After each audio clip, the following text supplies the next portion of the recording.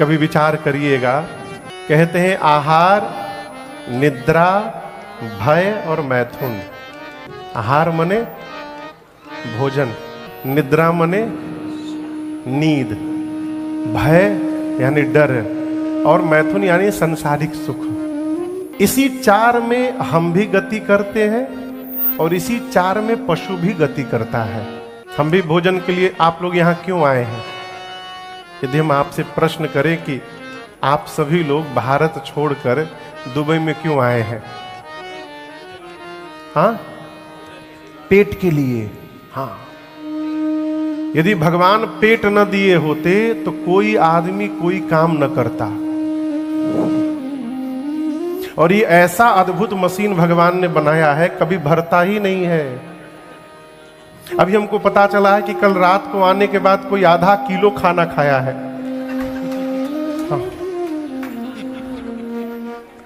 हाँ, हमको उधर से पता चला। अब हम ये नहीं बताएंगे वो कौन है। कितना भी खाओ ये तुरंत खाली हो जाता है। पेट के लिए हम और आप सब दौड़ रहे हैं, न जाने क्या क्या कर रहे हैं। किसके लिए? पेट के लिए, भोजन के लिए। पशु भी दौड़ता है भोजन के लिए। हम भी सोते हैं, पशु भी सोता है।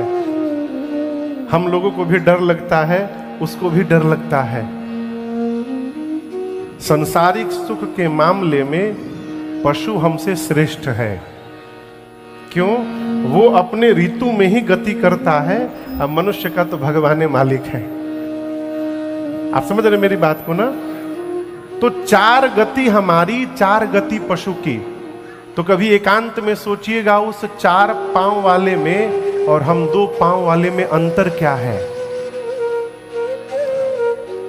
क्या अंतर है? उस यदि जो काम वो कर रहा है वही काम अपने राम भी कर रहे हैं, तो हम लोगों में और उस पशु में क्या अंतर है?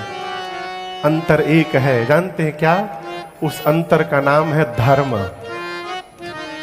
हम धर्माचरण कर सकते हैं और वो पशु धर्माचरण नहीं कर सकता है। ये जो धर्म तत्व है यही हमको पशुवत से मानवता की ओर लेकर जाता है और हमको जानवर से इंसान बना देता है। केवल धर्म तत्व।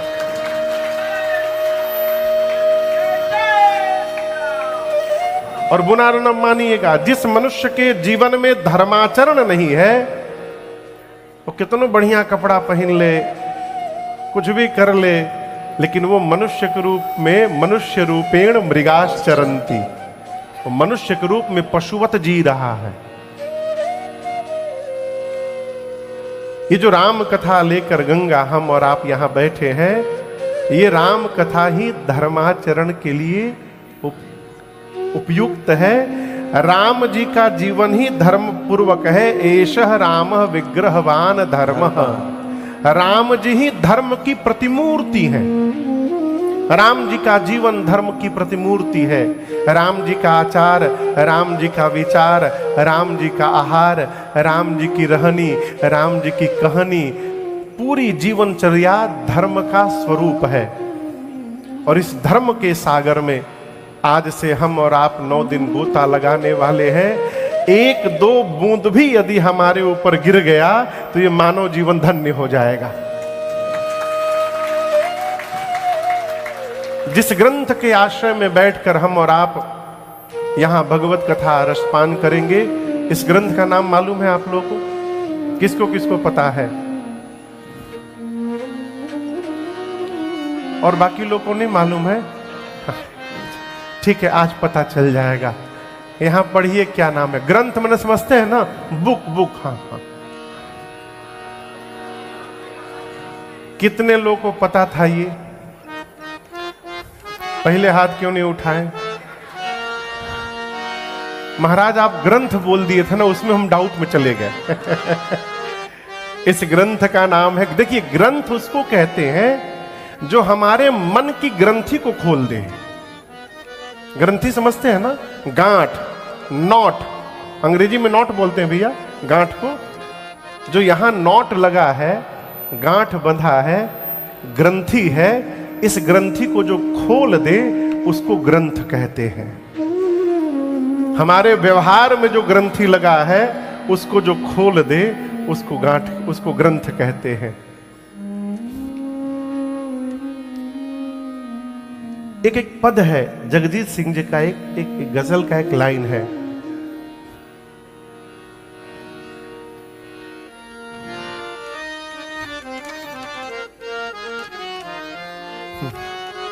एक लाइन में सुनाता हूं। गांठ अगर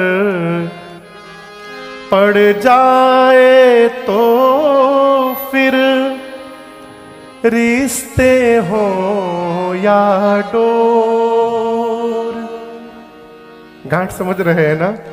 गांठ अगर पड़ जाए तो फिर रिश्ते हो या डोर। लाख करो कोशिश खुलने में वक्त तो लगता है। लाख करो कोशिश खुलने में वक्त तो लगता है। नए परिंदे को उड़ने में वक्त तो लगता है। ग्रंथि लग जाए, कई लोग कई जीवन में इस ग्रंथि को खोल नहीं पाते हैं। उसी ग्रंथि को खोलने के लिए श्री रामचरितमानस जी इस दुबई की धरती पर आए हैं। ये ग्रंथ हमारे जीवन की हर ग्रंथि को खोल देगा और इसी ग्रंथ श्री रामचरितमानस जी के आश्रम में बैठकर हम और आप आने वाले 9 दिनों तक इस कथा गंगा में नित्य स्नान करने वाले हैं। इस ग्रंथ के रचयिता हैं प्रातः स्मरणीय पूज्यपाद गोस्वामी श्री तुलसीदास जी महाराज। क्या नाम है? तुलसीदास जी महाराज। गोस्वामी श्री तुलसीदास जी महाराज। इस कलिकाल के जीव पर गोस्वामी तुलसीदास जी महाराज ने जो करुणा और कृपा की है, हम अनंत जन्मों तक उस ऋण को उतार नहीं सकते हैं। भक्तमाल के टीकाकार कहते हैं पूज्य नाभादास जी महाराज, कलिकुटिल जीव निस्तार हित बाल्मीक तुलसी भयो। कलयुग के जीव का उद्धार करने के लिए साक्षात स्वयं आदि कवि बाबा वाल्मीकि जी ही गोस्वामी तुलसीदास जी के रूप में अवतार लिए। गोस्वामी जी वाल्मीकि जी के अवतार है, नाभादास जी महाराज कहते हैं। गोस्वामी तुलसीदास जी महाराज ने इस मानस की रचना की और दर्शन करिए इस ग्रंथ को लिखने वाले गोस्वामी जी, आपको सुनकर आश्चर्य होगा। दुनिया की, मैंने बहुत पहले एक रिपोर्ट पढ़ा, हो सकता है वर्तमान में चेंज हो गया हो, दुनिया में सबसे अधिक एम्प्लॉय यदि किसी कंपनी में है तो वह है इंडियन रेलवे।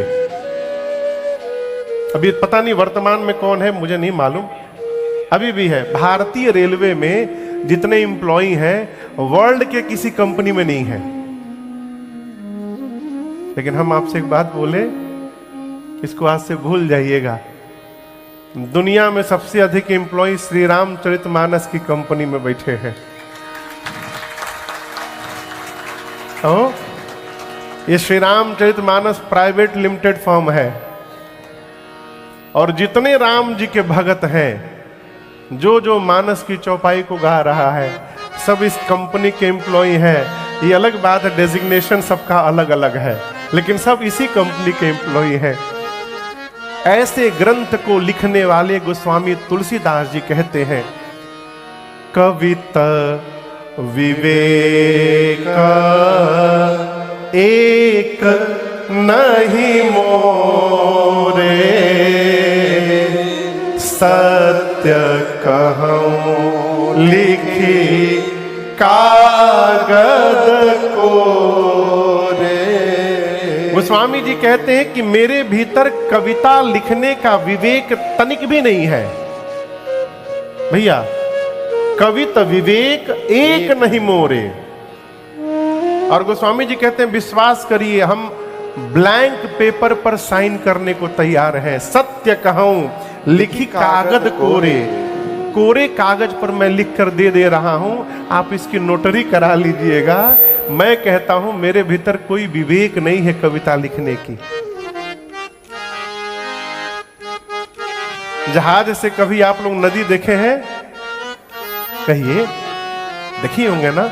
नदी सीधी बहती है कि टेढ़ी मेढ़ी? सीधी क्यों नहीं बहती है?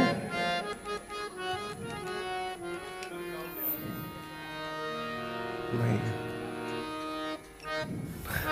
अब इसका साइंटिफिक कारण मैं बता रहा हूं। नदी टेढ़ी मेढ़ी बहती है नॉर्थ पोल और साउथ पोल के अट्रैक्शन के कारण।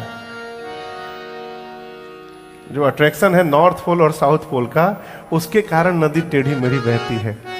गोस्वामी जी इसकी चर्चा भी किए हैं मानस जी में। छंद में आइए।